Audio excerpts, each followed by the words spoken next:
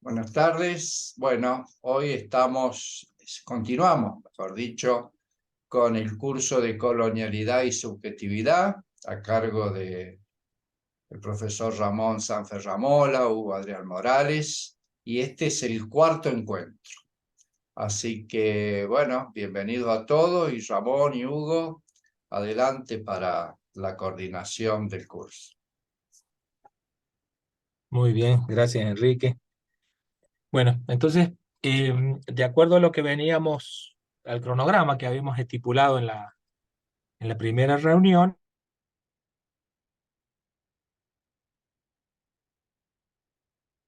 hoy vamos a trabajar Roberto Fernández Retamar, Talibán, ¿no? Miren, yo tengo acá, vieron que es del 71.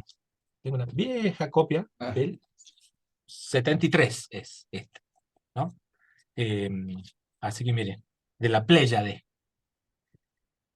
una editorial argentina. Pero sin embargo he trabajado igual que la otra vez, el mismo texto que ustedes tienen, lo he trabajado para que vayamos mostrándolo en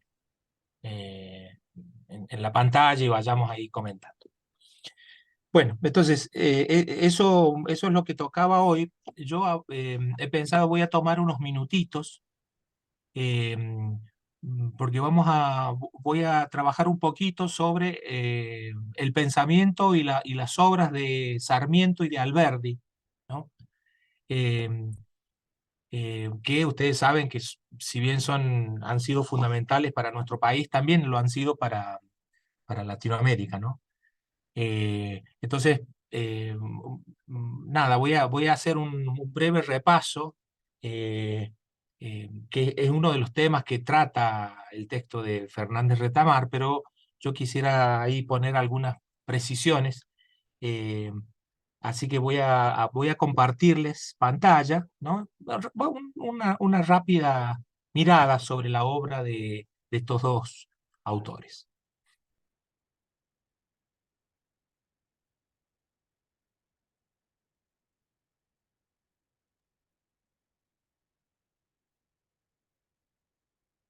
Bueno, ahí están viendo, ¿no es cierto? Sí, Ramón, perfecto. Se ve bien, perfecto. Muy bien. Bueno, entonces, lo primero que yo quería mostrar era, bueno, obviamente esto que yo les voy a decir está en continuidad y en vínculo directo con el planteo de Fernández Retama. La discursividad, que generalmente está en la literatura, está en la literatura, ¿no? Y en la cultura, está en un vínculo directo con los diseños políticos los diseños políticos que tienen incidencia directa sobre la realidad en las distintas épocas, ¿no?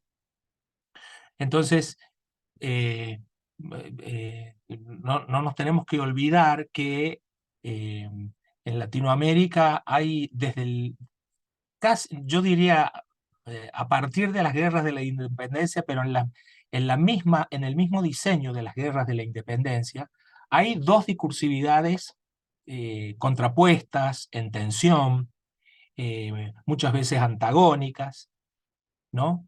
Y es, por un lado, el discurso de la dependencia y el discurso de la liberación, ¿no? En el caso de Argentina, ya al interior de los propios revolucionarios había dos posiciones muy distintas, ¿no? ¿No? Si uno piensa en Mariano Moreno y en Saavedra, ¿no? Ahí claramente, a pesar de que ambos eran revolucionarios, sin embargo, hay discursos opuestos, ¿no? El discurso de la dependencia, ¿no? En términos de Kant, ¿no? La imposibilidad de autonomía, de ser autónomos como pueblos, y el discurso de la liberación, que es el discurso, que es la autonomía como proyecto, ¿no? Ahí Arturo Andrés Roy, eh, el mendocino, que ustedes saben que él se ha dedicado a la historia de las ideas y a la historia de la cultura. Él propone que, digamos, sobre todo en nuestro país y a lo mejor el compañero ahí colombiano nos puede ilustrar sobre Colombia, que vendría bien, Claudio, si nos pudieras decir algo, ¿no? Cada uno conoce, pues, digamos, estamos tan provincializados en nuestros países y en nuestra enseñanza de la historia que desconocemos lo que ocurre en otros países hermanos, ¿no? Lo cual no debiera acontecer, pero es así, ¿no?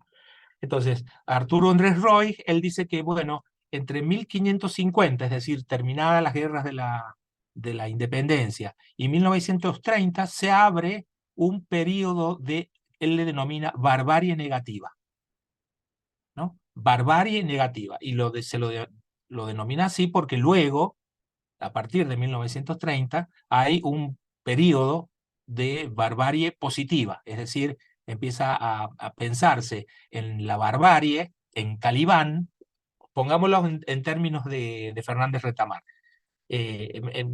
No podríamos hablar de un Calibán negativo entre 1850 y 1930 en nuestro país, ¿no? En Argentina, digo.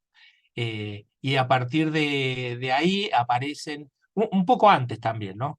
Pero empieza a desarrollarse la idea de un calibán o una barbarie positiva, ¿no? En autores como eh, Ezequiel Martínez Estrada, Carlos Astrada, eh, un poco antes, pero también empieza a haber un resurgimiento de la barbarie como lo bueno en José Hernández, ¿no? Por ejemplo, en el Martín Fierro.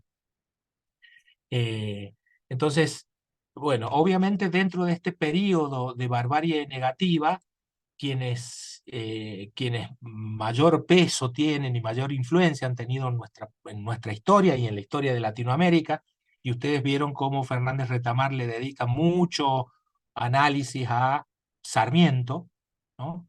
Eh, mm, eh, Sarmiento y Alberdi, digamos, son como figuras así fundamentales en esta etapa de la, de la barbarie negativa, del Calibán negativo.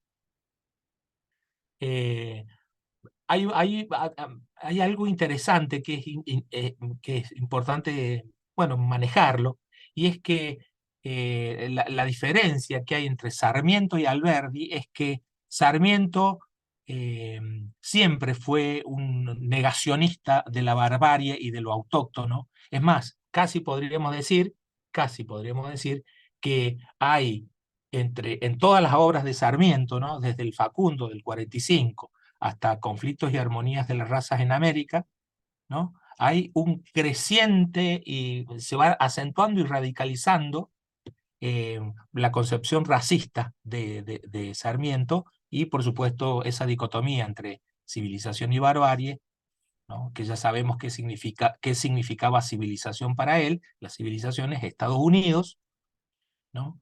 Eh, con todas las características sociales y políticas del naciente imperio, ¿no? En aquel momento, ¿no? En el siglo XIX. Pero lo importante es que en Sarmiento, desde esa primera obra, ¿no? que escribe exiliado en Chile, recuerden, por Rosas, ¿no? por el gobierno de Rosas, hasta su última obra, hay un creciente, diría yo, eh, grado de racismo y de negación de la población autóctona, ¿no? De la sociedad autóctona. Y entonces el proyecto político consiste justamente en el reemplazo de la barbarie por la civilización estadounidense y europea. Todos sus escritos están claramente hablando de eso, ¿no? Es interesante ver Argirópolis, es como una utopía que él propone, cómo debiera ser Argentina y Latinoamérica. Bueno, justamente el diseño de un proyecto político basado en la civilización estadounidense, ¿no? Argirópolis es la implantación completa y total en Latinoamérica de Estados Unidos en Latinoamérica. Bueno, entonces, ¿qué es en esa construcción discursiva? Ya vamos a ver que esto no es solo discursivo, ¿no? Esta discursividad luego se concreta en acciones estatales terribles, que ahora las vamos a enumerar también, ¿no? Es decir, hay un vínculo entre la discursividad, la construcción discursiva del mundo y las acciones estatales. No es solamente, cuando hablamos de discursividad, de cultura y de literatura, que es una de las ideas centrales que están manejando Fernández Retamar también, ¿no? Hay un vínculo estrechísimo entre el modo de ejercicio de la política estatal y la discursividad imperante en un momento, ¿no? Entonces, en Sarmiento, ¿qué es la barbarie? Bueno, el despotismo español, el feudalismo, el jacobinismo, ¿no? Con el momento más revolucionario de la Revolución Francesa, ¿no? Y todo esto es la barbarie. ¿Y qué es la civilización? Bueno, la independencia, la industrialización, la racionalidad política desde la democracia liberal, de las nuevas democracias liberales que están surgiendo en el mundo. Básicamente la civilización es Estados Unidos. Eh, bueno,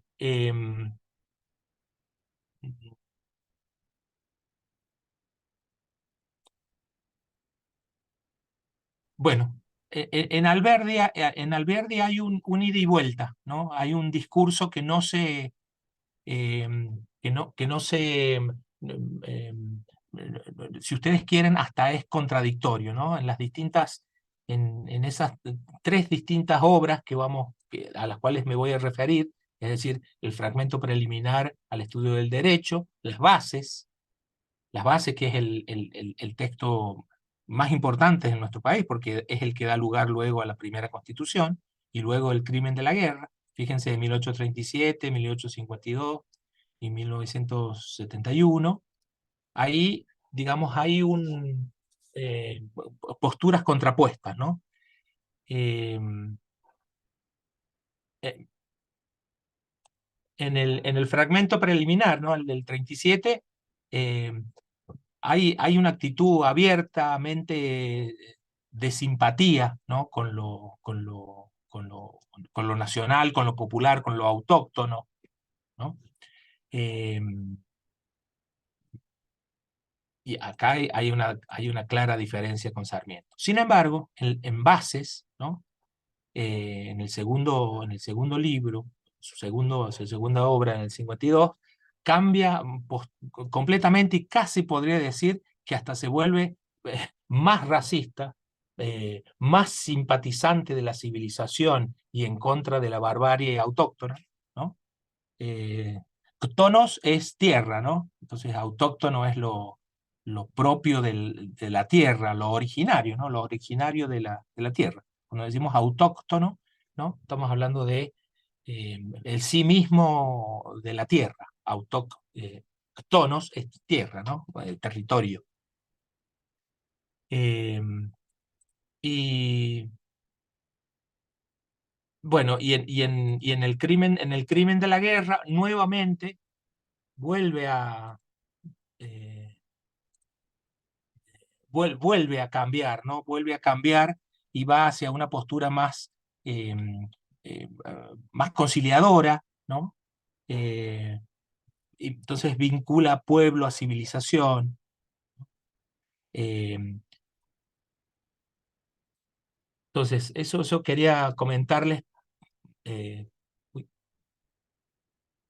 no, me equivoqué.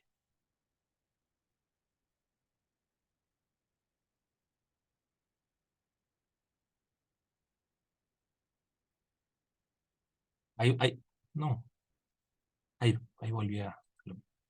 Bueno, lo otro entonces eso quería mostrarles, ese discurrir discursivo de, eh, de Sarmiento y Alberti, ¿no?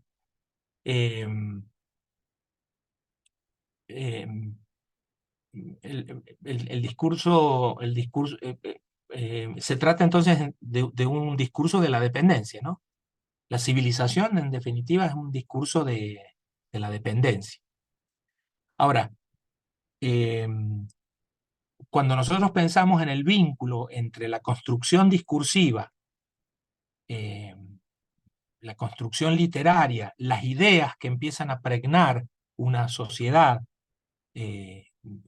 ideas que se vuelven incluso hegemónicas para esa sociedad, y el vínculo político, es decir, cómo esa discursividad diseña la política, eh, lo importante aquí es tener en cuenta eh, las características de la sociedad en ese momento, ¿no? Fíjense, eh, la ley de inmigración de 1876 impacta directamente en la constitución de la sociedad argentina, ¿no? Fíjense, ese impacto inmigratorio. ¿Por qué ese impacto inmigratorio? ¿Por qué la ley, la ley Avellaneda del impacto inmigratorio? Bueno, justamente porque lo que se pretende es reemplazar la barbarie del indio, del negro, del mestizo, del criollo, por la civilización europea. O sea, fíjense hasta qué punto una discursividad, una construcción lingüística y discursiva, un discurso en definitiva, termina impactando en acciones de gobierno tan importantes como, por ejemplo, para modificar la constitución social, ¿no? Entonces, fíjense, en 1895, de cada 100 habitantes en Argentina, ¿no? Había 72 extranjeros. Y fíjense, en 1910, de 6,5 millones de personas, hay 2,5 millones de europeos, ¿no? Eh, entonces, cuando se habla de este crisol de razas, o en nuestro país, que es muy común hablar de somos la Europa latinoamericana, bueno, fíjense que estas leyes que han traído como consecuencia la reestructuración social, la reestructuración de una sociedad, han tenido origen en una construcción discursiva.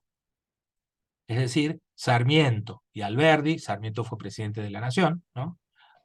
Ambos diseñaron el Estado y lo diseñaron a partir de sus discursividades. Fíjense cómo esas discursividades terminan construyendo una sociedad.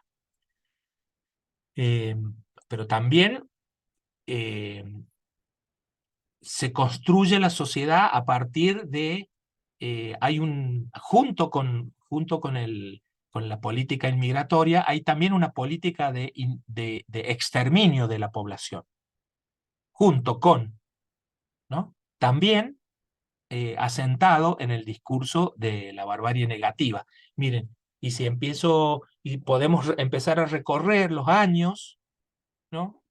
Exterminio de las últimas montoneras rurales, capitaneadas por Felipe Varela, ¿no? Mitre, la guerra del Paraguay, ¿no? Eso de lo que tenemos que avergonzarnos, les argentines, ¿no? Algo de lo que no nos va a alcanzar la historia para avergonzarnos de lo que hicimos allí, ¿no? Aliarnos con Uruguay y Brasil para destruir un país que estaba produciendo, ¿no? Eh, que quería salir, que quería descolonizarse a partir de la implantación de sus productos, ¿no? Bueno, entonces Argentina y Uruguay y Brasil eh, siguieron el designio imperialista de Inglaterra y fuimos ¿no? En una guerra fratricida, terrible. Y era también, digamos, la guerra contra el Paraguay, recordemos ahí a Sarmiento, ¿no? La guerra contra el Paraguay, eh, Sarmiento con su uniforme de militar, mostrándose, ¿no? Como, como el defensor de la civilización frente a un Estado, el paraguayo, que era sinónimo, en esa discursividad, sinónimo de barbarie. El exterminio de la nación araucana, ¿no? Que terminó con la campaña del desierto, entre 1778 y 1880. ¿No? Hay Bambina, fíjense, ¿no? Aquel despojo que implicó, aquel despojo que empezó en la construcción discursiva de la civilización que debe reemplazar a la barbarie o a Calibán, ¿no? Termina como una acción estatal en la campaña del desierto. Bueno, y ahí no termina, ¿no? Las campañas entre 1870 y 1884 contra las etnias del Chaco, ¿no? Que esto es menos conocido. Y sin embargo, también en esa misma época eh, eh, se perpetran y se llevan a cabo. Es decir, hay realmente, cuando uno empieza a repasar los hitos históricos, hay una política de exterminio de la barbarie. Hay una política de inmigración, ¿no? De la civilización, traigamos la civilización, y a la vez una política de exterminio de la barbarie, de nuestros pueblos originarios. Pero no solo eso, ¿no? No solo eso. Eh, eh, la Semana Trágica de 1919 también puede pensarse en ese mismo sentido, y la Patagonia Trágica, ¿no? El asesinato de casi de 1000 obreros, ¿no? Eh, eh, campesinos en el sur, que, bueno, la historia que rescata Osvaldo Bayer, ¿no? También puede ser pensado en ese mismo orden de cosas, ¿no? Eh, entonces, eh, me interesaba hacer hincapié, poner blanco sobre negro en esta idea de que las construcciones discursivas eh, no solamente son discusiones, no solamente son construcciones de la cultura, es más, sino que la cultura impacta directamente, está en vínculo dialéctico, directo y concreto con la política. Y acá en nuestro país la hemos sufrido, ¿no? La barbarie negativa ha traído como consecuencias concretas, reales, la destrucción de los pueblos originarios, la destrucción, digamos, eh, la opresión de trabajadores, ¿no? Porque justamente en esa discursividad la barbarie también tenía que ver con las clases sociales, obviamente, ¿no? Entonces, eh, eh, el proletariado pasó a formar parte de la barbarie. Bueno, ahí Claudio está...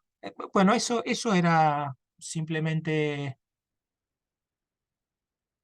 Sí, nada, por ahora nada más. Ramón, Dejo de compartir y los sí, escucho. sí, ahí O Claudio, lo dejo por las dos, lo dejo por si está bien, necesitamos bien. usarlo un ratito más. Estaba Claudio por un lado y Miguel Y por Miguel, otro lado. yo Sí, quería gracias, hacer, profe. Claudio estaba primero. bien, Gracias, profe Ramón. Dos cosas. Bueno, la primera, mm, unas preguntas que tengo, pues como colombiano, usted hace rato hizo esa buena alusión, somos provincianos incluso en nuestra misma región, y quiero preguntarle alguna cosa a ustedes que son en su mayoría, pues del cono sur de Argentina específicamente, y que uno hace unos repasos acá, ya sea como estudiante de educación básica, valga decirlo, o como persona que se acerca a estudios de historia de América Latina. Y la segunda, de pronto, sí un poco haciendo alusión a lo que usted toca aquí, pero en el ámbito colombiano, el ámbito, quiero tocar las dos cosas.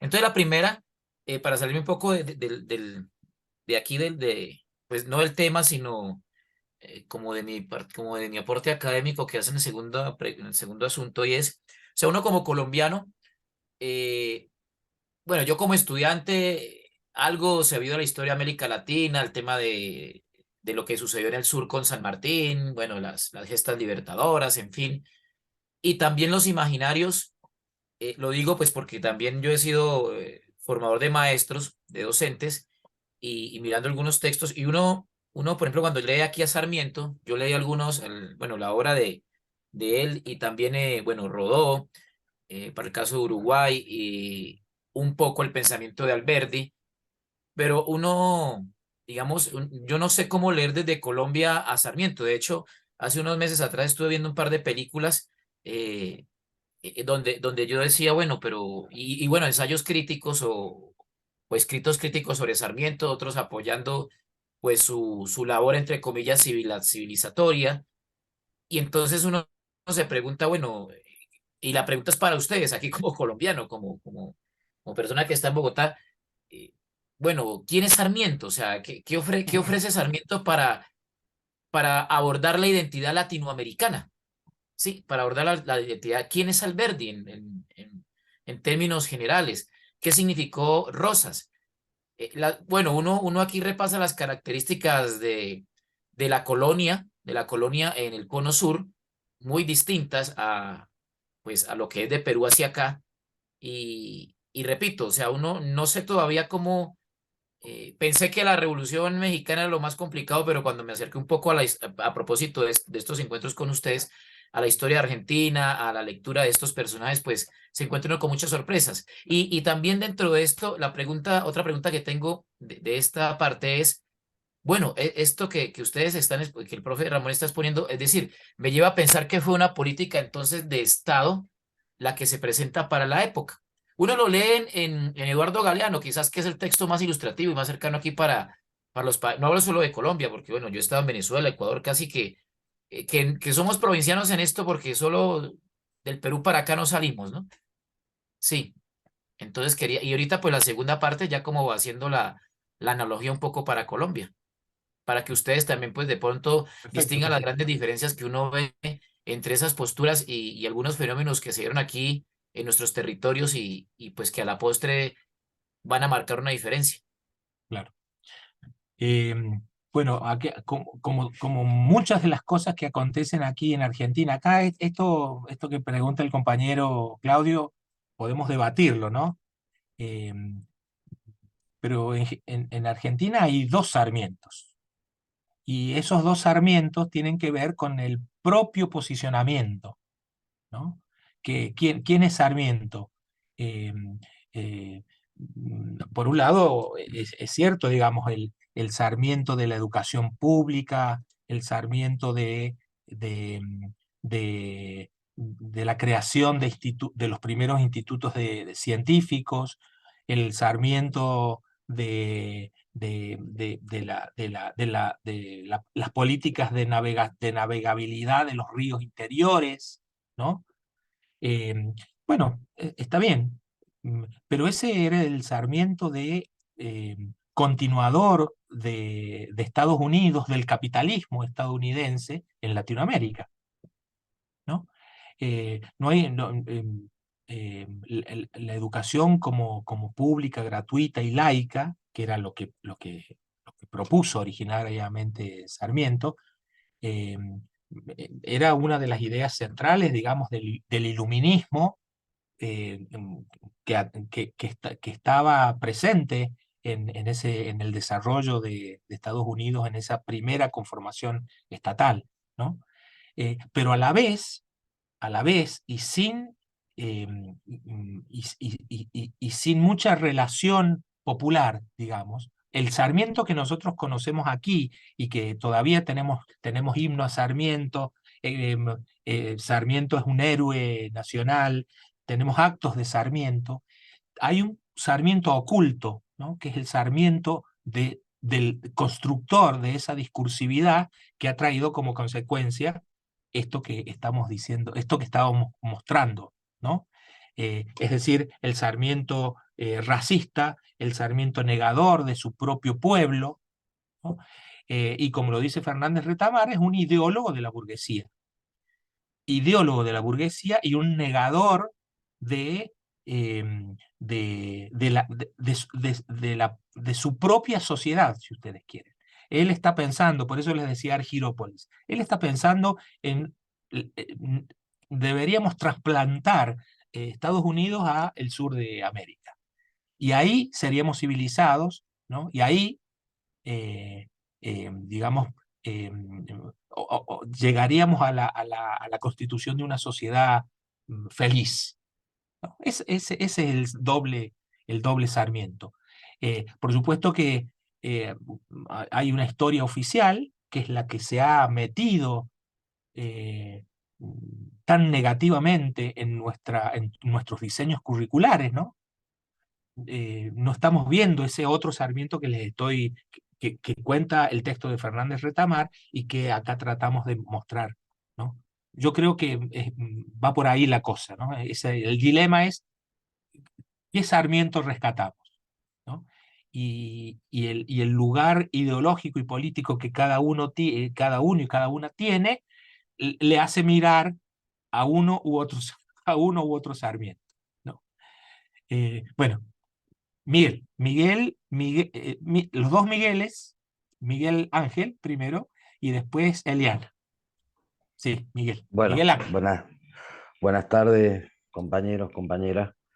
Bueno, la verdad que el aporte que hace este curso al proceso de aprendizaje para mí ha sido fundamental para poder encontrar a partir de todos estos conceptos surgidos de este marco epistemológico que queda muy claro en el texto de Rita Segato, que compone varios aspectos, la pedagogía de la liberación, la filosofía de la liberación, que la verdad que ha sido muy bueno poderlo incorporar. Y como que yo, escuchando la clase pasada, porque no pude estar presente toda la clase, escuchaba, decía, en referencia a dos autores, cuando se comparaba, que se llegaba más o menos al mismo punto, y yo creo que la clase de hoy viene como a completar esto que había quedado la clase pasada y algunos apuntes que yo había tomado en relación a los textos anteriores, y bueno, y una en base a este análisis. Justamente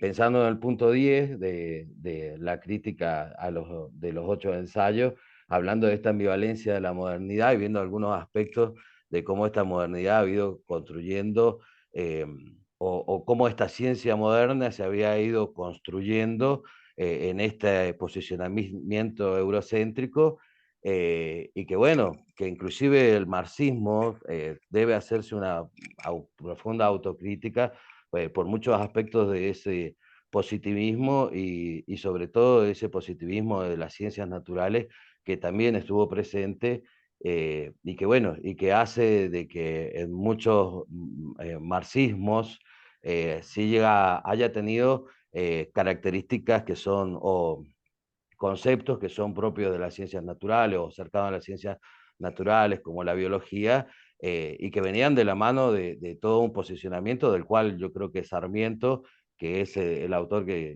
bueno, que ha sido analizado en este discurso del poder y el poder que tiene el discurso que se está llevando adelante, que bueno, no solo esta teoría de la selección natural de Darwin, sino Spencer, contemporáneo a él, viendo esta cuestión de la selección y viendo cómo desde las ciencias naturales, las otras ciencias como la historia, se va a basar en esto. Yo recuerdo las categorizaciones entre civilizados, bárbaros y salvajes, esas donde el Calibán, que es esto, posiciona, y justamente este Calibán, en principio, soportado por el soporte ideológico de la Iglesia en la primera parte de la conquista, en la parte del primer genocidio, y yo creo que en la primera parte de esa guerra de la conquista, que va a durar por lo menos 200 años, en la primera parte yo lo marcaría hasta las guerras calchaquíes, que me parece que es un punto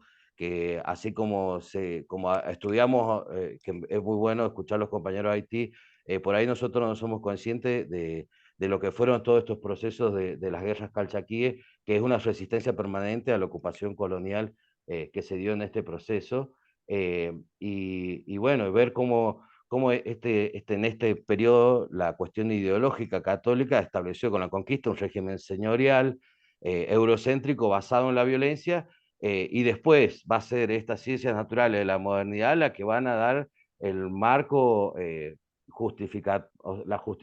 un marco sí, de justificación a Sí, través sí. de esta cuestión del selectivismo natural que va a colocar en una posición de dominio a través del racismo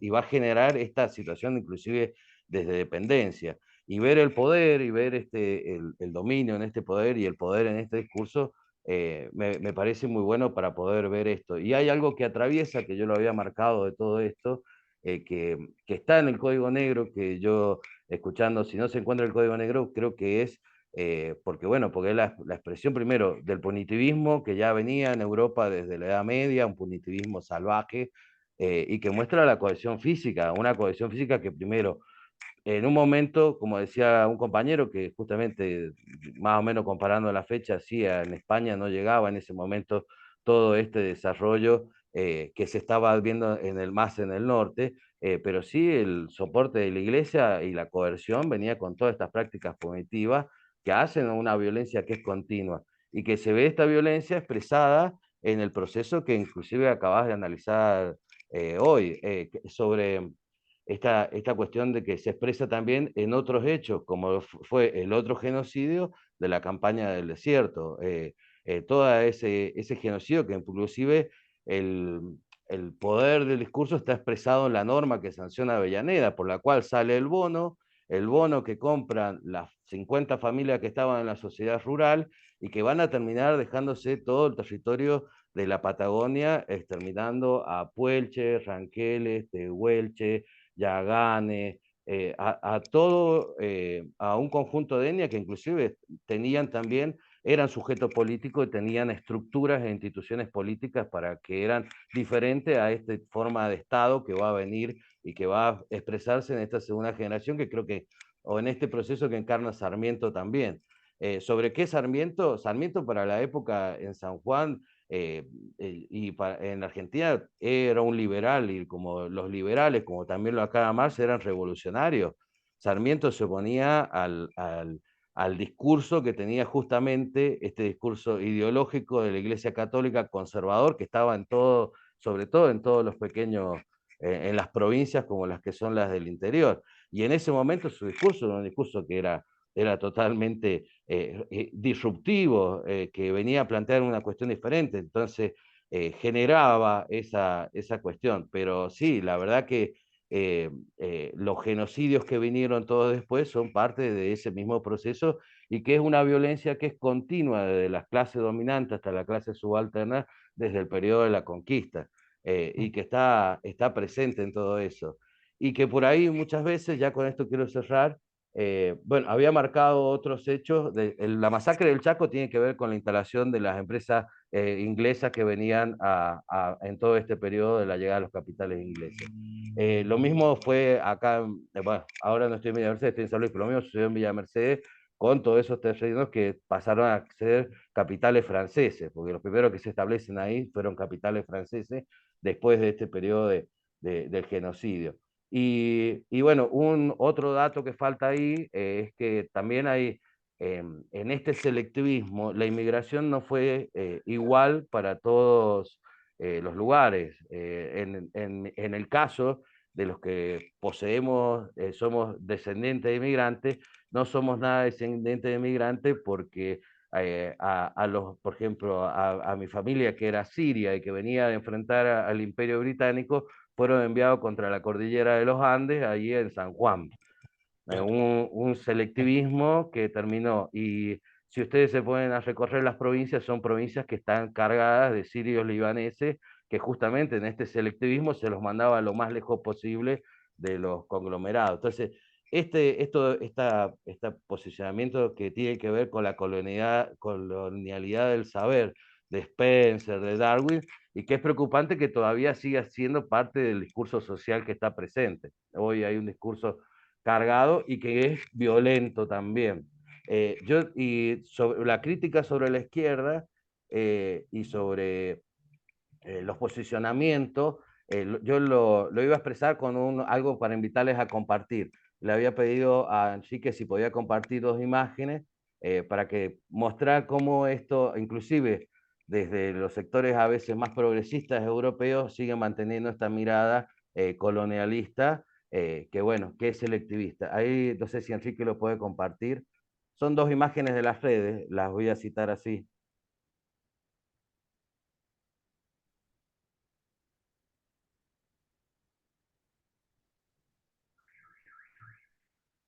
Ahí aprovecho mientras...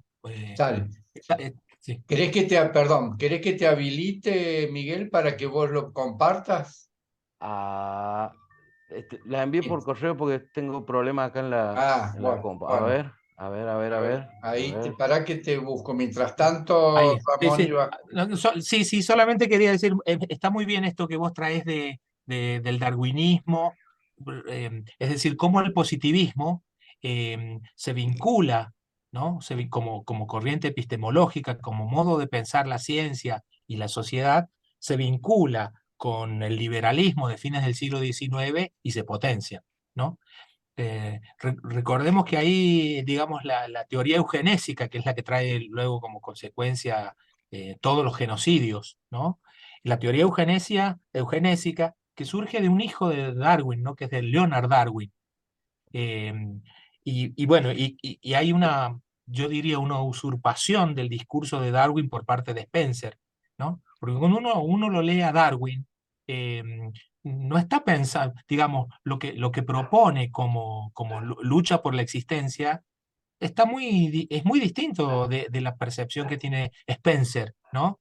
Y que no tiene nada que ver con la eugenesia, ¿no? Que luego decanta en en los terribles genocidios que hubieron en el mundo, ¿no? Pero está muy bien, digamos, ese vínculo con el surgimiento del positivismo y de lo que desencadenó Darwin en ese momento. No podés...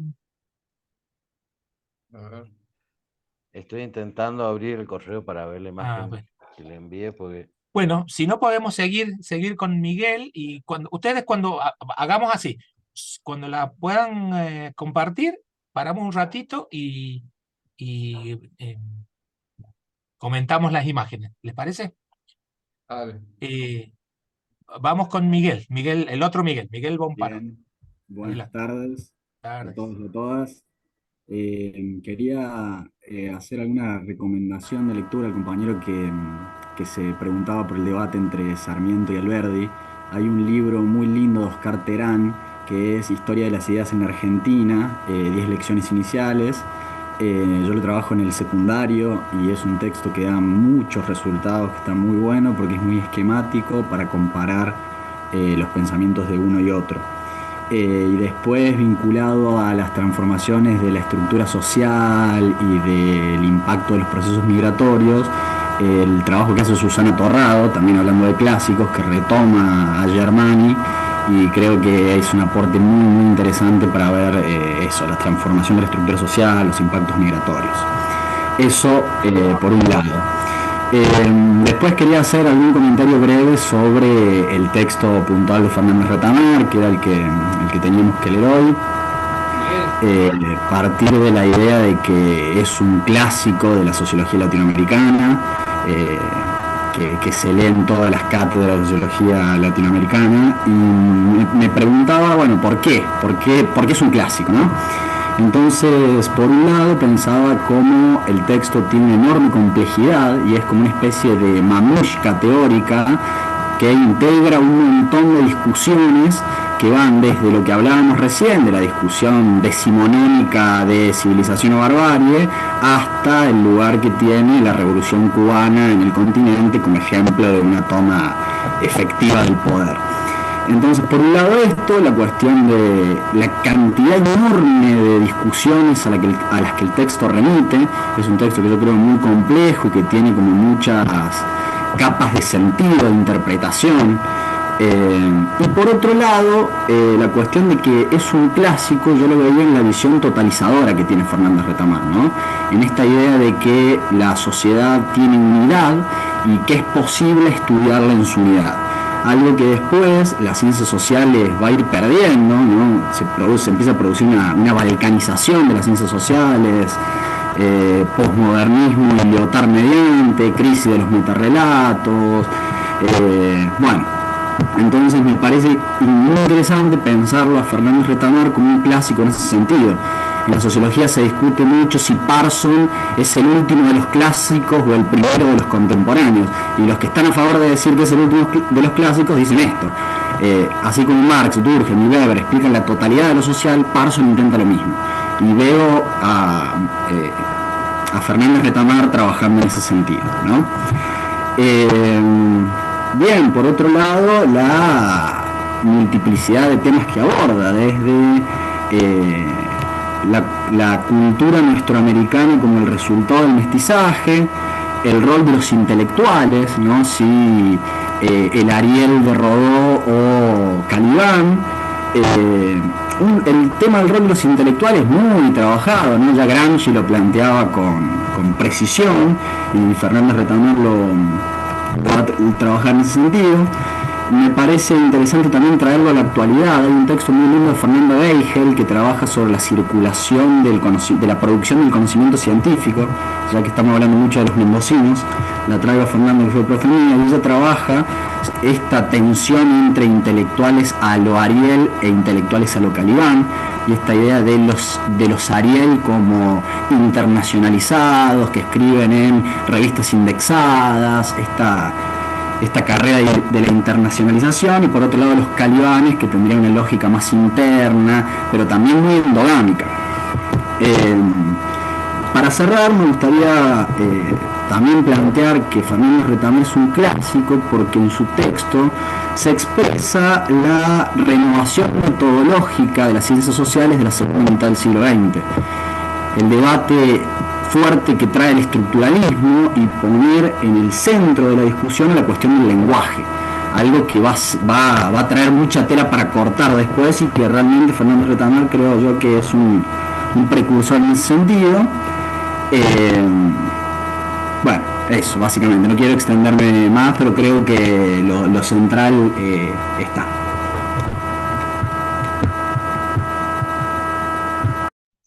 Ahí está, había un problema en el micrófono, me parece.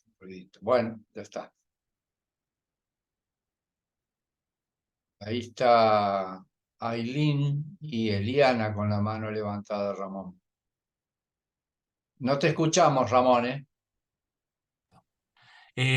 Estaba Eliana primero y después Ailín. Sí, ¿no? Bien. No sé si Eliana se ha ido, por ahí podemos. Ahí volvió Eliana. Adelante, Eliana. Te escucha.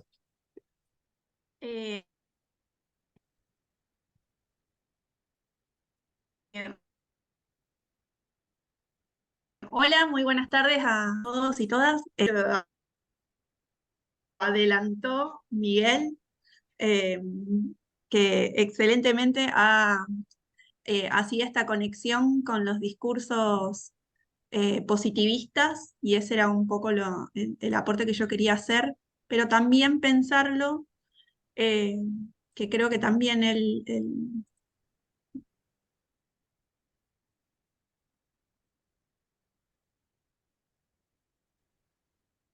pudo, que eso preguntaba el papel de la academia, ¿no? En la construcción de los discursos, que después posibilitan que a su vez esas categorías sean reutilizadas con los fines geopolíticos de los discursos hegemónicos, ¿no?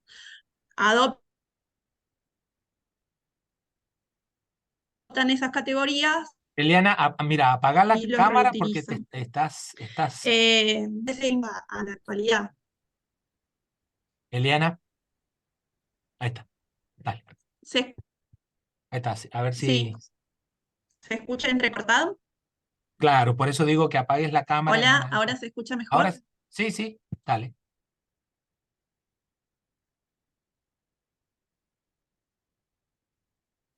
Perfecto.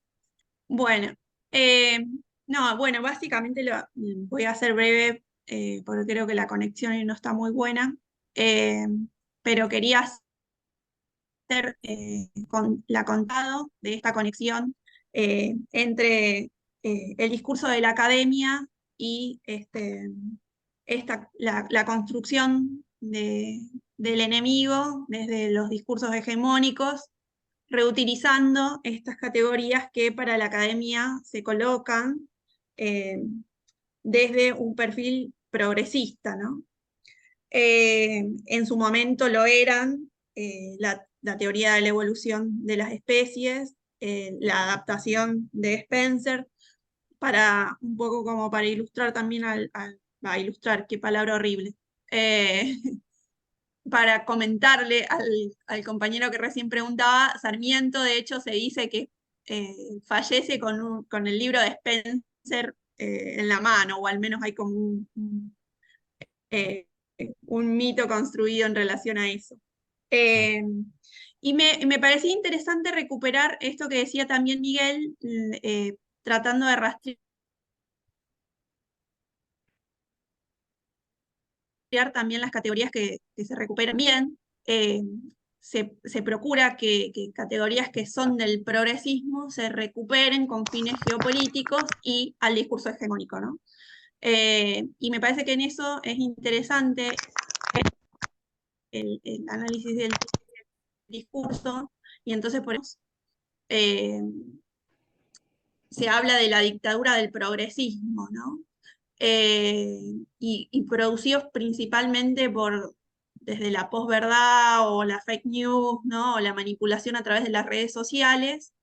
Y esto me parece importante porque vuelven a reutilizarse las categorías que en definitiva siempre parten de lo mismo, porque es como, por ejemplo, el discurso de Sarmiento partía de esto, ¿no? Un presupuesto donde había una cierta pretensión de homogeneidad y las diferencias eran percibidas como amenazas, ¿no?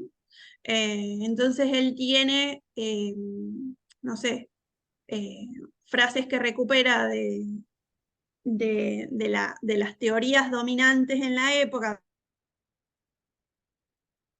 dominantes en ser analogía de aquellos a quienes había que exterminar con insectos, y es algo que hoy en día son categorías que también se recuperan, ¿no? Y se recuperan como siempre para poder fundamentar el discurso hegemónico que geopolíticamente conviene, ¿no? Bueno, nada, ese era un poco el aporte y todo lo demás ya lo dijo Miguel.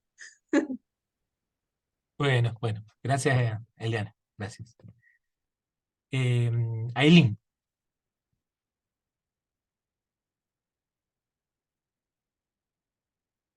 Bueno, buenas tardes.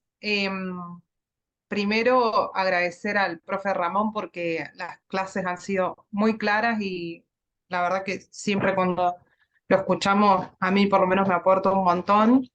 Y después también he seguido en diferido los ciclos del Centro de Pensamiento Crítico, y entonces en esa ensalada voy a hacer mi aporte.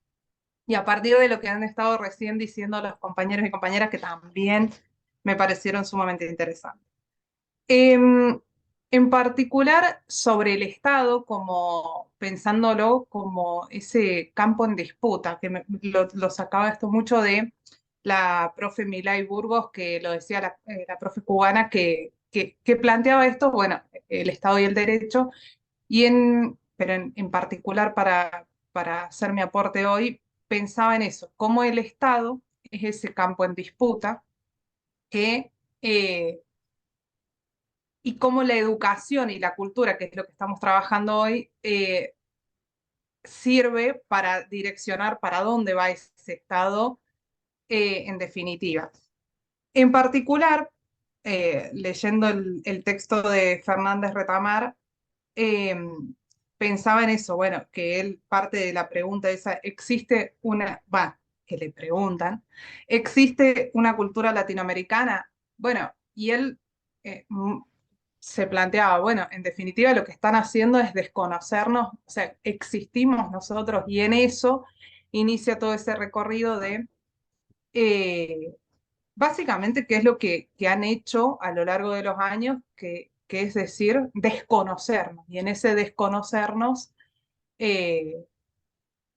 implantar su propia cultura y también los propios verdugos que tenemos acá adentro en nuestros territorios, como Sarmiento y como tantos otros, buscando seguir las recetas, en definitiva, que nos han querido imponer durante tantos años.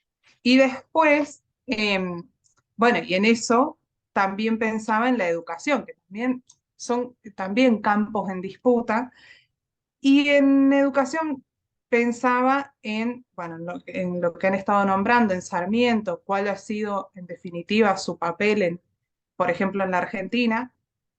Si lo pensamos, para mí se me hace muy claro pensar cuál ha sido su papel a través del libro de Aníbal Ponce, Educación y lucha de clases. Creo que eso, a mí, por ejemplo, me deja muy en claro pensar cuál ha sido el rol de Sarmiento, que en definitiva la educación como parte de esa reproducción del modelo económico que se quiere implantar en un país, vamos a decir, en este caso. Es la Entonces, en colonialidad, ese ¿no? sentido, para mí, claro, entonces, y que ese libro me parece sumamente esclarecedor de lo que, si queremos discutir qué educación, y que en la Argentina en este proceso electoral se está discutiendo mucho, pero si queremos discutir qué educación queremos, la educación no está librada al azar. Entonces, esa educación a lo largo de la historia ha seguido eh, unos lineamientos, o puede ser liberadora o puede ser opresora y reproductora de esa colonialidad y ese colonialismo del, del saber. Bueno, y en ese sentido a mí me hace aclarar bastante a la posición de Sarmiento, porque en definitiva para mí es reproductor, o sea, la educación pública, sí, pero ¿para quién? ¿Para qué? ¿Para reproducir qué? ¿Al servicio de quién? Bueno, que creo que es un poco también lo que tenemos que discutir, que en la mayoría de los que estamos acá estamos relacionados a la educación, ya sea universitaria o no, y creo que esa es nuestro, nuestra pregunta guía, me parece, que es la educación al servicio de quién la queremos poner y nosotros al servicio de quién queremos estar, si de las grandes mayorías, vamos a decir, o reproduciendo las lógicas, en este caso, europeizantes, europeas. Así que bueno, eso me dejaba todas estas inquietudes y todas estas reflexiones de los compañeros también anteriores que me parecieron muy valiosas. Muy bien. Muchas gracias, Aileen. Bueno, está Miriam y luego Nilti. Miriam, adelante. Escuchamos. Hola, ¿se escucha bien? Sí. Bueno, yo quería compartir que me parece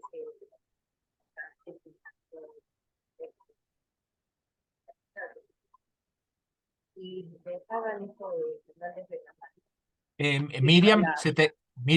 se te escucha entrecortado. Mejor apagar la cámara. Hola, Apagar la cámara. Ahí ¿sí está, a está ver. mejor?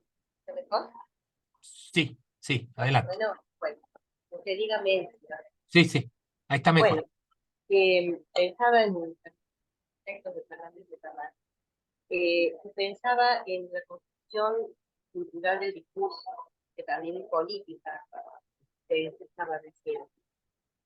¿Y por qué hice esta conexión? Te digo que hay una poesía de Martín a la que hace alusión Fernández de Camacho, que habla de el amor a la patria. Dice, no es el vínculo a la tierra, ni quitar la hierba con nuestros pies, sino que es el odio invencible en la horrible y el rencor eterno en la casa.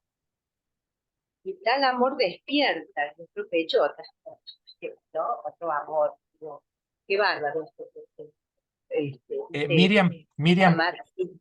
Miriam, se te está escuchando muy cortado. Mira, hagamos una cosa. Salí Entonces, sí, y vuelvo a salí y bueno, volvé a entrar. Sí, porque no estamos escuchando bien lo que estás diciendo. Salí bueno, y volvé a entrar. A ver. Y mientras tanto le damos la palabra a Niltie. Y cuando vuelva a Miriam, habla después. Niltie, adelante. Bueno, igual hay mucho ruido donde estoy. En caso de que no se escuche bien, avísenme y a lo mejor escribo. Yo lo que Está quería bien, se escucha bien. es justo lo que sucede. Este texto yo lo tenía pendiente desde hace algún tiempo y lo que pensaba cuando lo iba leyendo, el texto de Retamar, era justo cómo creo que incluso su lectura va a variar de país en país. Creo que no hace el mismo sentido leído desde Argentina que leído desde México. Y no hace el mismo sentido leído en 1971 que leído ahora en 2023, cuando ya hay muchas otras discusiones, por ejemplo, sobre varios conceptos que nos empieza a plantear. Y bueno, esa es la primera cuestión. Me parece que de todos modos es un texto bien interesante, indispensable, pero que va planteando cosas que a lo mejor en este momento a mí me hacen un poco de ruido. Cuando desde el inicio nos lanzan sobre esto de nuestra América mestiza, ya desde ahí pues comienza a hacernos ruido cuando nos menciona Vasconcelos, sobre todo desde México, debido a que todas las políticas de mestizaje que se implementaron en México justo tenían que ver con la desaparición de lo indígena. La idea de la raza cósmica tenía que ver con esto de la apreciación de los pueblos del pasado, pero la similitud de los pueblos presentes justo con esta barbarie, con los incivilizados, que había que mestizar para que avanzaran, si no, no iban a sobrevivir. Esos eran los planteamientos de Vasconcelos.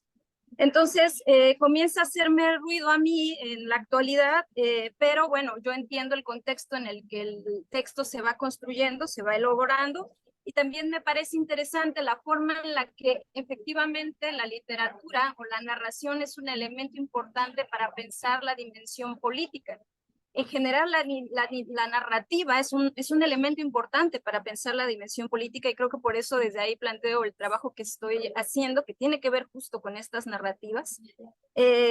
Y bueno, también pensaba un poco entonces en lo que pasaba con su posición, con la idea de aniquilamiento de los pueblos indígenas, lo que ya no existe, entonces solo quedamos nosotros, y a la vez, bueno, comienza a dialogar.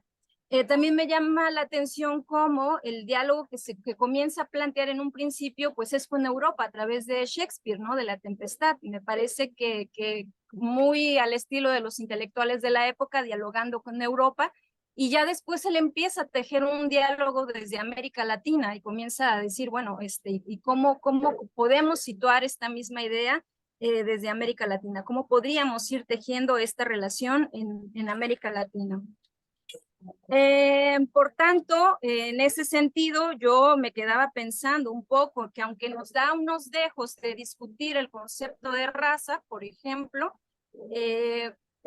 ya cuando lo presentan en discusión con Fanon, en discusión con Aimé Césaire, por ejemplo, todavía creo que esas discusiones posteriormente pues comienzan a profundizarse, pero creo que tiene que ver también con la situación de la época. Creo que los pensadores decoloniales son los que empiezan a discutir más la idea de raza como dimensión de la colonización. Entonces, pues también eso me parece como fundamental de lo que empieza a ver la idea, por ejemplo, de la dimensión de los conocimientos, la colonización de esos conocimientos o el desdibujamiento de esos conocimientos de los pueblos originarios. También lo trae a cuenta, ¿no? Pero de una forma distinta. Yo finalmente, para no alargarme mucho, yo me quedé pensando como en esto que nos planteabas al principio, si nosotros quisiéramos hacer un nuevo ensayo, ¿no? Parecido al de Retamar de Caliban, ¿desde dónde podríamos comenzar? Y yo pensaba en la discusión o en la contraposición de lo que implica el concepto, por ejemplo, de Abya Yala desde los pueblos originarios. También pensaba en las discusiones que se tuvo con la literatura indigenista, que abundó durante mucho tiempo y que construyó la idea de ese indio flojo, empobrecido, al extremo. O sea, hubo una época en los 70s en donde toda esa literatura tenía que ver con esa construcción del indio, ¿no? Entonces, tal vez desde ahí también tendríamos que empezar entonces esa discusión, y tal vez entonces pensar en lo que ahora discuten los escritores de los pueblos originarios, los debates que tienen, más allá de presentarnos una literatura ya romántica, pachamamista, sino bastante crítica y cuestionadora de sus contextos, de sus realidades y de la opresión en muchos sentidos. Y ya ahora sí, para no alargarme, tengo muchas anotaciones, pero pues igual siento que hace mucho ruido, no me concentro muy bien. Ya nada No, pero más se para te está finalizar. escuchando bien, Nilti, ¿eh? Bien, bien. Me gustaría decir, lo interesante es que el día de ayer en la mañanera el presidente hace un comentario. En la mañanera es un programa muy visto en México, ¿no? Y entonces dice, recordemos que la idea de Martí era pues nuestra América, ¿no? La idea de generar y de Simón Bolívar en una América unida. Y entonces eso podría parecer muy bien, pero suma, bueno, entonces hay que unir entonces también América del Norte en esta gran nuestra América, aludiendo, claro, a la figura de Martí. Y pensaba cómo en esta lectura de Retamar, dice, Martí además era militante del antiimperialismo. Y finalmente dice, bueno, imagínense si a nosotros nos ha ido bien con el Tratado de Libre Comercio entre Estados Unidos y Canadá, que cuántas cosas no haría el resto de América Latina unida con Estados Unidos. Son parte de estas lecturas, creo que hay que volver a traer a cuenta con respecto a lo que puede suceder, en cómo incluso se puede leer falsamente pues, todos estos textos latinoamericanos, cómo van a tener sentido de manera distinta de acuerdo a la época. Y bueno, nada más. Gracias. Muchas gracias, Nilti. Muchas gracias. Bueno, está Quique y luego Ailín. Váyanse, y los que quieran, les que quieran hablar, levanten la manito, entonces sabemos que para distribuir el tiempo, ¿no? Nos quedan 15 minutos. Muy breve, Ramón. Dos Sí, adelante. cositas. A quienes se integraron más tarde, yo hice un comentario sobre un tema en particular del taller. Yo les pediría que cuando terminemos con el encuentro de hoy, el que pueda o la que pueda se quede un ratito más, así yo hago un comentario. Lo segundo es una referencia a lo que hemos estado viendo, me parece sumamente interesante, y cuando Ramón explicaba, digamos, ¿no? Hacía el Calibán, el positivo y el negativo, ¿no? Qué interesante, digamos, pensarlo en clave de si uno busca integrar, ¿no? Los debates contemporáneos que vimos nosotros en el primer curso, todo el tema del territorio en el segundo y en economía política en la transición. Nosotros ahí teníamos como un hueco en la presentación. Me animo a poner esa palabra. Y ese hueco sería lo particular de cada territorio. Y entonces me parece como método que nos trae Ramón, el equipo, es muy interesante porque así como sirve para Argentina y parte de América, cada país, Nilti trae lo suyo, en Colombia otro tanto, buscar cómo en ese hueco encontrarlo y descubrirlo nosotros. Y yo creo que ahí es donde podemos darle un poco de forma al Calibán que nos está pidiendo Ramón para cada uno de los trabajos de este curso. Nada más y muy bueno, Ramón. Gracias. Bueno, gracias, Quique. Ailín.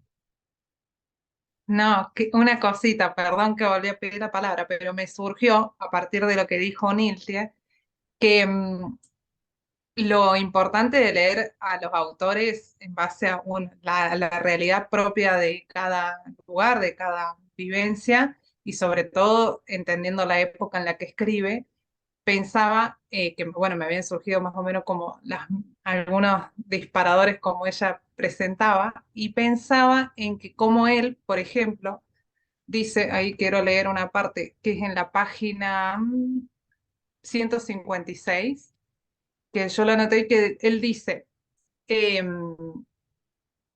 que en su momento Rodó había identificado como el símbolo, dice, ¿qué es nuestra historia? ¿Qué es nuestra cultura si no la historia? Bueno, en cuanto a Rodó, sí es cierto que equivocó los símbolos, como se ha dicho, no es menos cierto que supo señalar con claridad al enemigo mayor de nuestra cultura. Y en eso pensaba, bueno, ¿cómo identifica Fernández Retamar lo bueno capaz en Rodó, o sea, lo importante, bueno, y en este caso en particular, pienso en nuestra actualidad, lo importante de identificar nuestros enemigos, que muchas veces, y detener esos enemigos para saber contra quién hay que luchar, porque no existe ni el bien común, ni la voluntad general, ni esas cosas que se proponen desde el Estado. Pero me parecía importante cómo Fernández Retamar, lo va a poner el profe, Ahí lo puse. en la presentación, sí, ahí, que él inicia esa parte. En la primera dice nuestros símbolos, el subtítulo. Y bueno, y ahí él dice que coincide, que está bien, que Rodó por ahí se confundió o equivocó, pero no es menos cierto que identificó con claridad al enemigo.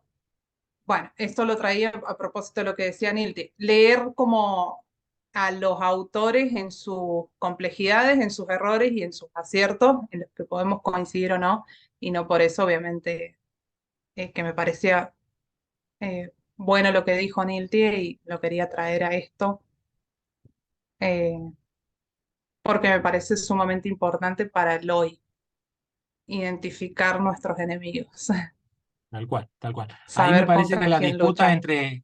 entre Ariel o Calibán es la disputa entre quién tiene la primacía, quién tiene primero la palabra, si les intelectuales o la sociedad o el pueblo, ¿no? Porque tanto Calibán como Ariel están al servicio de Próspero, ¿no? Que es el usurpador del territorio, el colonizador. eh, y sin embargo, me parece que lo que Fernández Retamar está preguntándose es quién es el que tiene primero la voz, ¿no? ¿Son los intelectuales o los intelectuales interpretan simplemente lo que la sociedad, el pueblo quiere decir? En términos de Gramsci serían los intelectuales orgánicos, ¿no?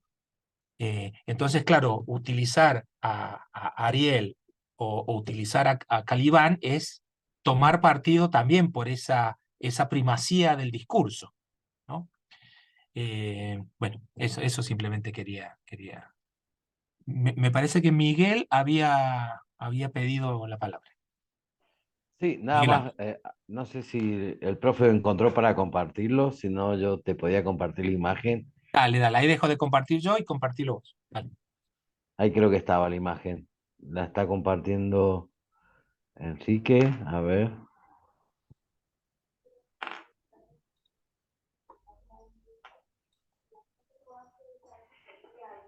No sé si se puede ver. Todavía no. Todavía no. Ahí está. Ahí está, ahí está. Justamente pensando en esto de cómo el discurso del Calibán está presente y cómo es mal interpretado inclusive por la izquierda europea en el momento de la guerra. Y la verdad que esto que está en las redes sociales, o sea, la fuente es de ahí, cómo demuestra también que sigue estando presente en el discurso, inclusive de los progresismos europeos, este discurso que bueno, que se ve en la imagen. Me parece que es mucho para debatir. Eso es sacado de las redes del día de ayer. Y hay un comentario, no sé si va a demorar, no, cargo otra cosa. Bueno, a ver. Y hay un comentario, bueno, están dentro de los comentarios, había un comentario que me pareció interesante y para traerlo al curso. Dice, la imagen paródica caracteriza a un grupo étnico de bajo ingreso históricamente debido al genocidio al que fue sometido y a la discriminación existente, entre paréntesis, hoy en día aún debería ser removida. O sea, pensaba yo en esa imagen y pensaba en lo que habían estado tratando en las clases anteriores y decía, bueno, cómo todavía está presente inclusive para usar el término, entre los intelectuales orgánicos de la izquierda progresista europea sigue estando presente esta mirada, que es un discurso político que está atrás, porque lo que se puede ver acá es que la colonialidad se puede tomar, es fundamento de concepto político. Nada más les quería mostrar eso. Claro.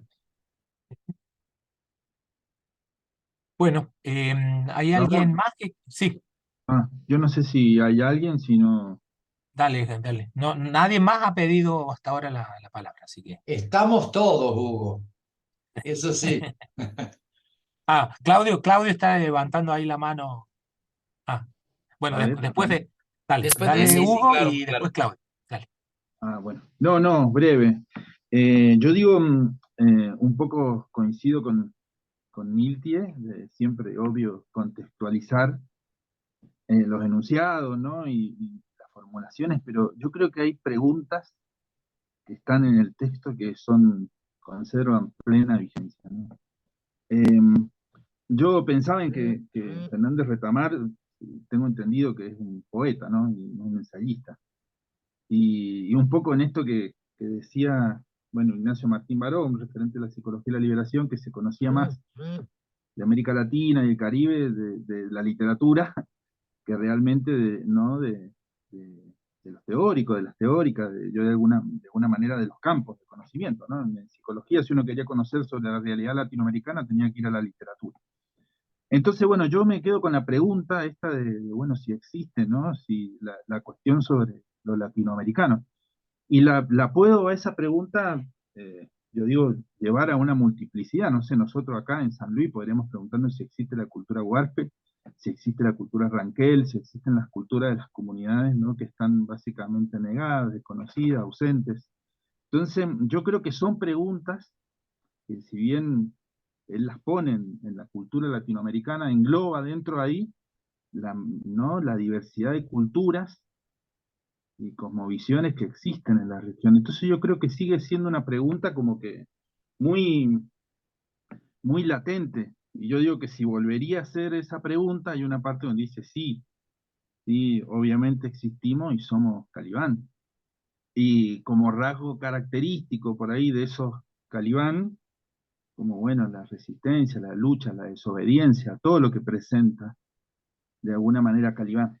Y después me había quedado bueno, yo digo, como compartimos un texto de Rita Segato que habla sobre la colonialidad del poder, hay otro texto que ella tiene muy interesante sobre, bueno, sobre el tema yo digo, de la escritura en el cuerpo, que habla sobre las mujeres asesinadas en Ciudad Juárez, pero más que todo ella habla yo digo, para poder volver a pensar el tema de la colonialidad del poder, ¿no? La colonialidad del saber y cómo se podría manifestar en este calibán, ¿no?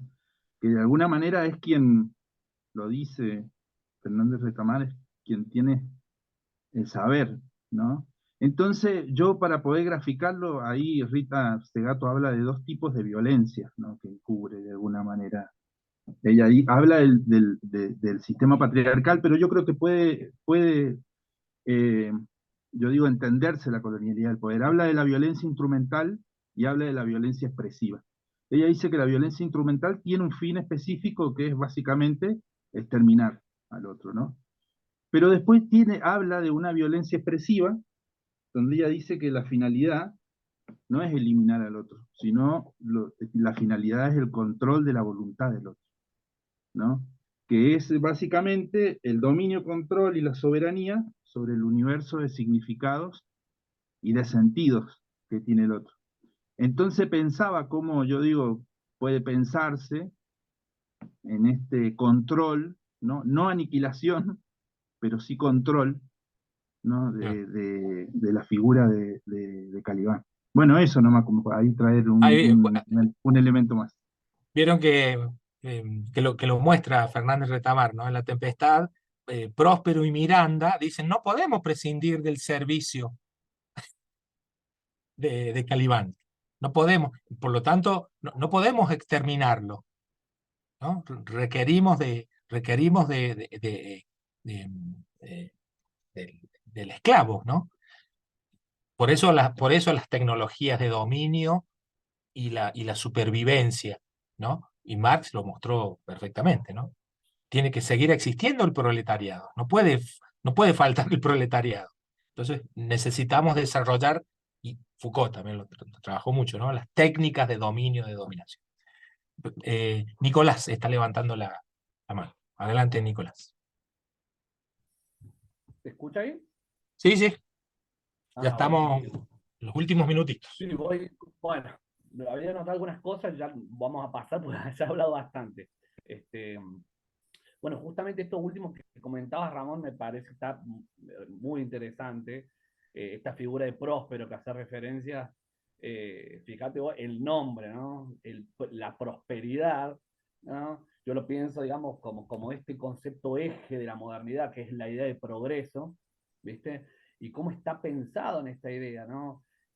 Cuando este vínculo que él tiene en Calibán y fundamentalmente en la obra de Césaire, se ve esta idea de modernidad al mejor estilo como emancipación, ¿no? Yo te doy todas las herramientas para que vos puedas hacer, ¿no? Entonces, pero todo tiene un costo, ¿no? Esto es lo que Dussel le llama el mito de la modernidad, ¿no? El sacrificio a costa, digamos, mejor dicho, el progreso a costa del sacrificio, ¿no? Entonces eso me parece re interesante como para retomarlo y que pareciera al mismo tiempo que el mismo colonizado necesita de este proceso también, porque al mejor estilo también, ¿no? De este sopapo, de este bife que le pegan a un niño, parece que se lo educa, pero es porque lo necesita, ¿no? La famosa frase, yo te pego, pero no, me duele más a mí cuando te pego porque lo hago porque te amo, ¿no es cierto? En realidad es la famosa, la carga del hombre blanco, del hombre blanco de Kipling, este famoso poema, que era la carga del hombre blanco, digamos. Nosotros los blancos tenemos que cargar con este pesar de ayudar a la humanidad, ¿sí? Pero sin embargo lo hacemos. Entonces, que esto lo que Manoni va a plantear y que Fanon va a criticar, ¿no es cierto? Este complejo de dependencia, ¿no? Ellos lo necesitan, incluso ellos lo necesitan aunque no lo puedan manifestar. Eso por un lado me pareció como para interesante para agregar, y la cuestión de los intelectuales me parece re interesante el fenómeno planteado en este proto de Ariel, que planteando estas limitaciones que hablaron recién respecto a Retamar dice, está bien, también nosotros no queremos que Ariel sea este sujeto latinoamericano, pero sin Ariel yo no hubiera escrito estas líneas, dice Retamar. Entonces, y es cierto, y seguramente todos los otros, desde Césaire hasta Lamen, tampoco lo hubieran retomado. Entonces me parece interesante este papel porque se discute el papel del intelectual.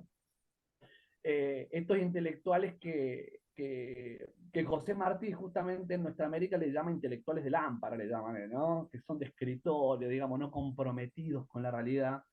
Y que me parece también importante rescatarlo. Es cierto que esta idea de la raza cósmica de Vasconcelos, que hace referencia a Nietzsche recién, lo hace desde un idealismo, digamos, de lo criollo, el mestizaje, pero yo creo que esta idea de nuestra América de Martí, cuando él dice nosotros tenemos que estudiar a nuestros griegos, refiriéndose a los aztecas, a los mayas, yo creo que desde ahí lo plantea, ¿no? Y también de alguna u otra manera también lo retoma Dussel cuando plantea esta idea de transmodernidad, ¿no? Nosotros somos esto, estamos modernizados, estamos occidentalizados, estamos hablando en castellano ahora, la cuestión es qué hacemos con esto. Entonces yo creo que estamos talibanizados, la cuestión es de qué lado de ese vínculo nos vamos a poner.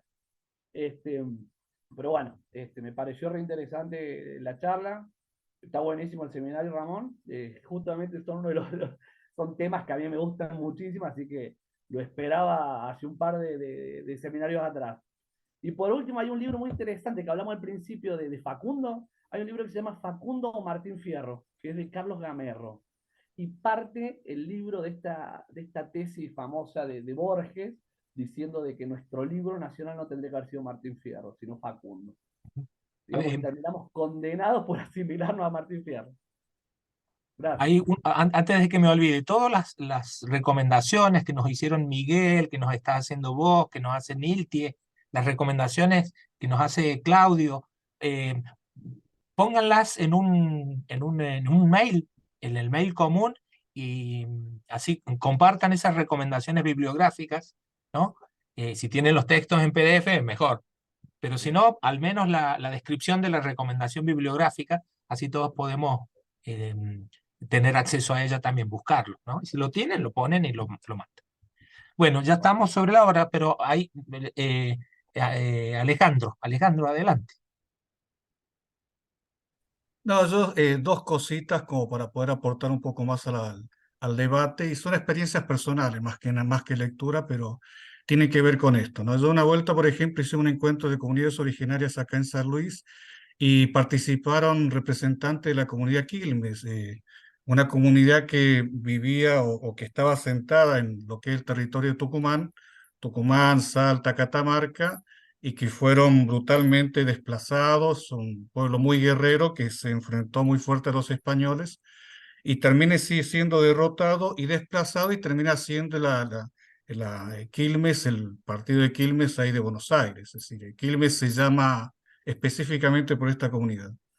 Entonces, hablando de esto, de lo que surge después de 1992, 500 años después que se cumple la llegada de Europa a América, ellos plantearon de que en esto de que sabían que iban a ser derrotados, plantearon una estrategia de supervivencia, especialmente de sus costumbres, su cultura, pero en especial su ancestralidad, ¿no? Que tiene que ver con el chamanismo. Yo lo llamo chamanismo, no sé si será el término correcto, pero que tiene que ver con sus prácticas espirituales que ellos mantienen, y especialmente lo mantienen las mujeres, porque ellas decían que los hombres eran muy débiles y que terminaban siempre diciendo lo que no tenían que decir. Y que son las mujeres, especialmente los consejos, especialmente el consejo de ancianas, era el que sostenía, mantenía la tradición y la mantuvo hasta el día de hoy, lo que es la lengua, lo que es las tradiciones, todo lo que es el saber ancestral y lo que es la parte chamánica de conexión con los antepasados, que también lo han hecho los mapuches y muchas comunidades, calculo que Nilti también en su comunidad han mantenido también esas tradiciones como una forma de resistencia.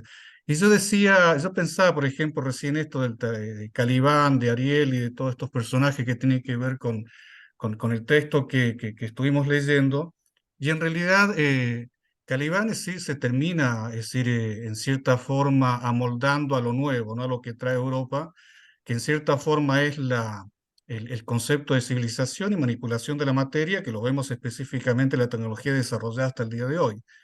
A mí me toca verlo desde el punto de vista tecnológico, soy ingeniero electrónico, disculpen que por ahí tenga ese sesgo. Pero lo que yo veo también es que Calibán también tenía sus intelectuales, sus saberes, que también le permitieron sostener, es decir, desde la clandestinidad, y mantener sus saberes y sus sabidurías que hoy en día se están viendo muy reflejadas. Nosotros, por ejemplo, con Bambín estamos, como ustedes saben, estamos acompañando una comunidad ranquel, estamos en cierta forma ya estamos como parte de la comunidad ranquel y participamos de ceremonias que tienen que ver con esto de la sanación del territorio y tiene que ver con esto de la ancestralidad y la espiritualidad, pero no como una cuestión alegórica que se puede explicar, escribir o poetizar o romantizar, es decir, o novelizar específicamente a través de un texto, sino que son prácticas concretas y reales. Entonces, lo que yo veo es que hay dos posturas de ver la realidad, ¿no? La sostenida por las comunidades desde su conexión con la ancestralidad y lo que trajo Europa, que impuso, es decir, este tipo de civilización que es lo que vemos, pero que subyace en el fondo las prácticas ancestrales. Los vemos, por ejemplo, en las comunidades Huarpe, acá en San Luis, en las comunidades de Ranquel, en donde hay una ancestralidad y una conexión con los antepasados, es decir, con el mundo de los ancestros, que es real y es vivo. Entonces, que se está dando hoy en día esa posibilidad de verlo un poco más claro, ¿no? Por ejemplo, que en el caso de mi familia, por parte de mi madre, que eran de Aguita, de la zona de Chile, a la altura de San Juan, también tenían prácticas que eran muy secretas y reservadas y que muy pocos podían llegar a saberlo, ¿no? Especialmente, que es lo que tenía que ver con lo chamánico. Entonces, no es que Calibán se somete abiertamente y queda preso de del proceso civilizatorio, sino que también plantea su estrategia de supervivencia y en especial es su conexión con su espiritualidad y su ancestralidad. Eso nomás quería agregar, que eso fue lo que me comentó esta mujer que pertenecía a la comunidad Quilmes, y me acuerdo que fue muy cómica la situación porque me acuerdo que yo empecé a preguntar estas cosas y ella dijo, bueno, esto hay que hablarlo con el humo, así que peló una pipa, sacó tabaco y prendimos un humo ahí para hacer circular una pipa entre todos los que estábamos en círculo charlando. Fue realmente muy cómico y muy llamativo porque fue muy potente la situación y eso de dejar ver que realmente el Calibán no es tan sumiso, no fue tan sometido como se cree, sino que las raíces están totalmente vivas y muy fuertes. Eso nomás. Sí, sí, tal cual. Sí, sí, para Fernández Retamar, Calibán es resistencia, ¿eh? Calibán Sí. es resistencia. A diferencia de Ariel, vieron que Ariel tranza, ¿no? Que es el intelectual. Ahí, los Quilmes fueron llevados ahí en 1667. Cuando uno piensa en las fechas, ¿no? 1667 creo que es el segundo tratado del gobierno civil de Locke. Entonces, 1667, ¿no? Donde se diseña el Estado moderno, y por otro lado, ¿qué pasaba en 1667? Se desterraba a los Quilmes, y las mujeres Quilmes decidieron no dar más a luz, ¿no? Eso es terrible. Es decir, preferimos que termine nuestra descendencia antes que seguir sometidos. Ese fue un modo de resistencia extremo, ¿no? Si no tenemos territorio, no tenemos vida, por lo tanto, no vamos a dar a luz más, ¿no? Y pensar esas dos fechas, ¿no? 1667, Tratado del Gobierno Civil, 1667, destierro de los Quilmes. Bueno, ya estamos en horario. Simplemente quería recordarles la consigna para la próxima. Miren, todo lo que ustedes han estado contando hoy es en realidad una revisión, en algún momento lo habíamos dicho, es un ensayo del ensayo. Esto que decía Niltie, volver a revisar los planteos, algunas de las ideas, varias, las que quieran, del planteo de Fernández Retamar, en clave de nuestros territorios, de nuestras épocas, de nuestros intereses, ¿no? Es tan extenso el texto y toca tantos puntos que podemos elegir, me parece, cada cual elige el interés, ¿no? Y entonces, para la próxima, la idea es esta. En 2, 3, 4 pantallas de PowerPoint, hagan un esquemita de qué es lo que a ustedes les interesa, les va a interesar tratar. Todo lo que ustedes han estado diciendo hoy, las distintas participaciones, ¿no? Perfectamente podrían ser objeto de sintetizar lo que han estado diciendo y ponerlo en 4 pantallitas de PowerPoint, que cada una va a ir compartiendo y va a ir, digamos, explicándonos cuál es el ensayo del ensayo. ¿Qué es lo que cambiarían? ¿Cómo llamarías a Calibán, Niltie? No es Calibán, porque Calibán es Shakespeare, es Europa. Bueno, ¿cómo lo denominaríamos? ¿No? ¿Y por qué? Por ejemplo, digo, dentro de las interpretaciones, de las participaciones que ustedes han hecho, ¿no? Sarmiento. ¿Qué es Sarmiento? ¿No? ¿Qué es Sarmiento? Los exterminios los exterminios, los genocidios perpetrados por intereses económicos, ¿no? Miguel, que se refería a eso. Bueno, lo que quieran.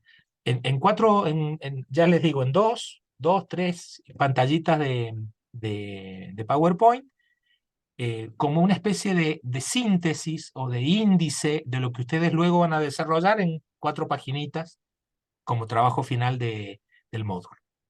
¿Está bien? ¿Se entiende cuál es el planteo? Ramón, Sí, adelante. creo que si no tengo entendido, Calibán, hijo de una bruja, ¿no? Claro, En el texto, claro. que no es un detalle, menor.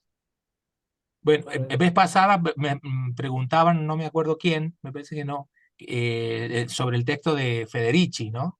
de Calibán y la bruja. Bueno, ahí los que estén interesados, ahí, bueno, Alejandro que está planteando la idea del chamanismo, la idea de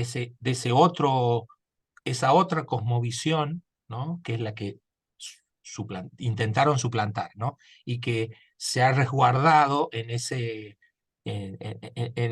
esos lugares secretos, ¿no? Se han convertido justamente en secretos para el resguardo, ¿no? Para el resguardo de esa sabiduría que intentaron destruir, ¿no? Así que, bueno, terminamos acá. Quique, no sé si querías decir algo respecto de